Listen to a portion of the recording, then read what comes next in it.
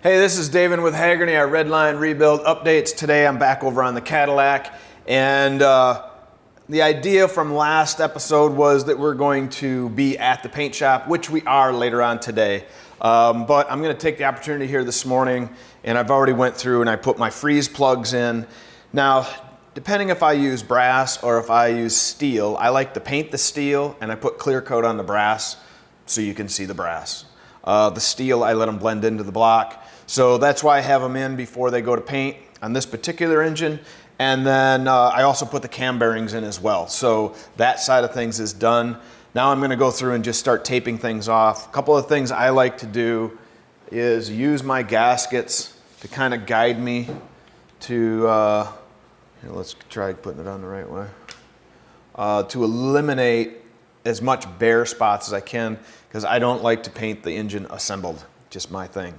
So once I put some tape down, then I'll take my gasket, lay it on top, and then use an ink pen or something to mark the edge, and then I'll cut just inside of that mark. So then when I put my oil pan on from the end assembly, I'll get a little bit of overlap from the paint to the gasket, and then it'll look nice and clean. So that's the process, and then we're going to get this over to the paint shop.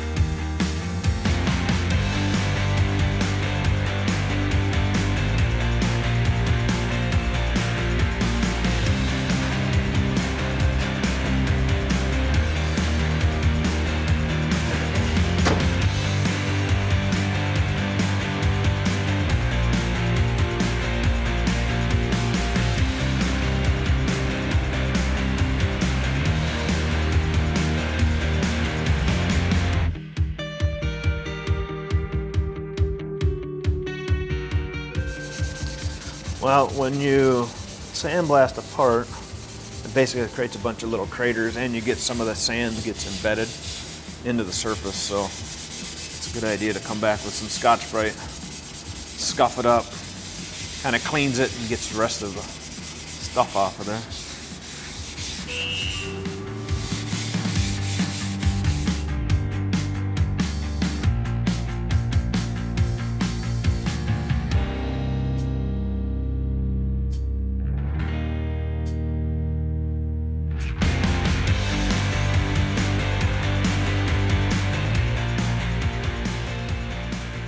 Well, we have our parts all wiped down, ready to go in. We got a little bit extra time here before we go into the paint booth, so I'm going to have Daryl come in here and put some putty on this line. You can see it goes here to here, which looks like a pretty good witness mark of most likely a piece of metal on a jack.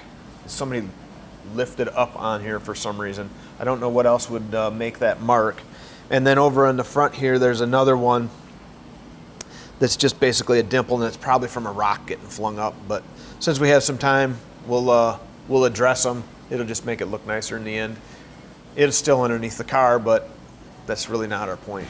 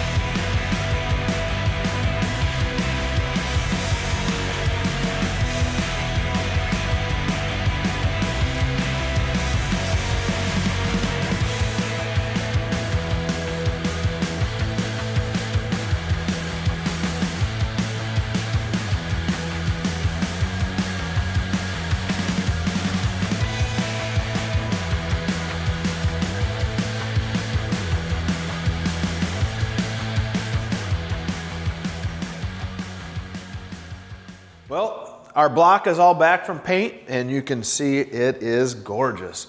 It's a very cool, different color as far as engines are concerned from what we've done in the past. This actually is like a royal blue color. It's very classy and fits a Cadillac, of course. So my next step here is I want to put in the lifter valley, I like to use Gliptol and seal off the lifter valley as far as giving the oil a nice smooth way of getting down to the bottom. And yes, I know that's overkill for a lot of people, and that's okay. It gives me a nice finished product. I'm going to do the same thing on the timing chain area as well. So if I really had a little better brush, I'd actually do inside from the piston or the crankshaft side, but we're going to leave that there. But I'm going to do all this area and then up in here. Now, one of the things I will advise you is do not get the Gliptol and let it dry anywhere you don't want it. Only for the fact that it's a real pain in the butt to get back off. It's not as simple as just taking some thinner or reducer or brake clean or whatever and wiping it off. It does adhere very well, and I've had the occasion to have to scrape it out of the way and get it down to a very minimum and then use some sort of Scotch-Brite or something like that to mechanically remove it. So one of the things I've went through and designed up, and you can see one set of these has been used, but I put together, we have a 3D printer now, so I found a good use for it and made some little handy plugs. Now, are these anything different than going to the hardware store and buying a cork plug or a rubber plug? Absolutely not. But when you have a printer and you need want to try things out, and we were playing with different materials and getting used to the printer, these were perfect because it had some amount of geometry to it, and then at the same token it printed quickly. So, but the functionality is it's going to go in here and it's going to push into my holes, and I'm going to seal that off. So now I don't have to be quite so delicate with the brush. It'll come in here and I can kind of slather it around. It does a nice job of self-leveling, so I don't have to worry about that. And now I don't have to worry about it as much going into areas I don't want it. So with that, gotta get rolling.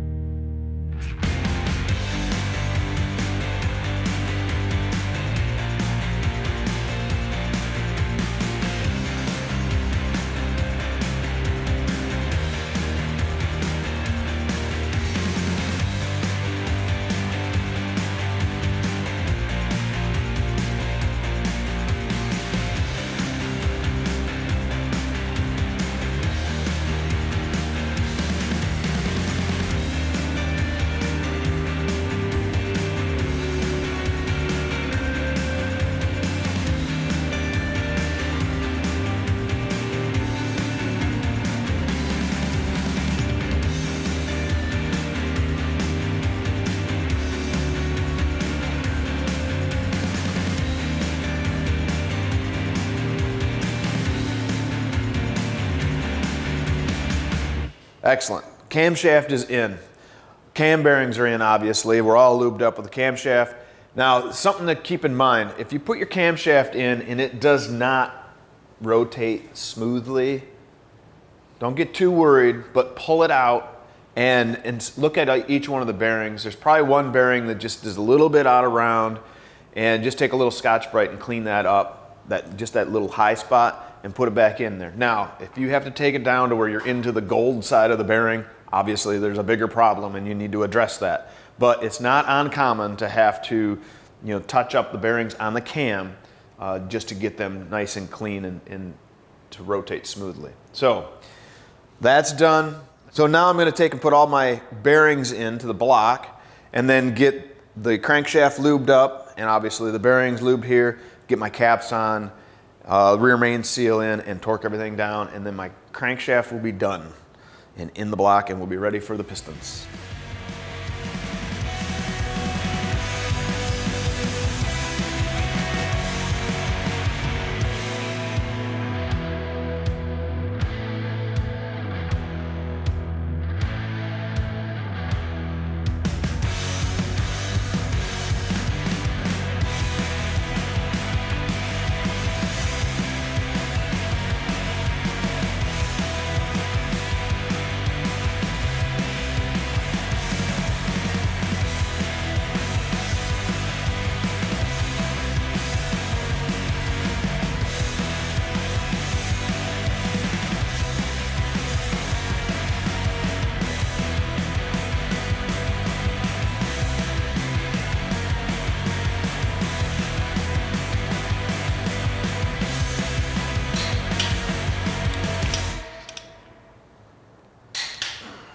Okay.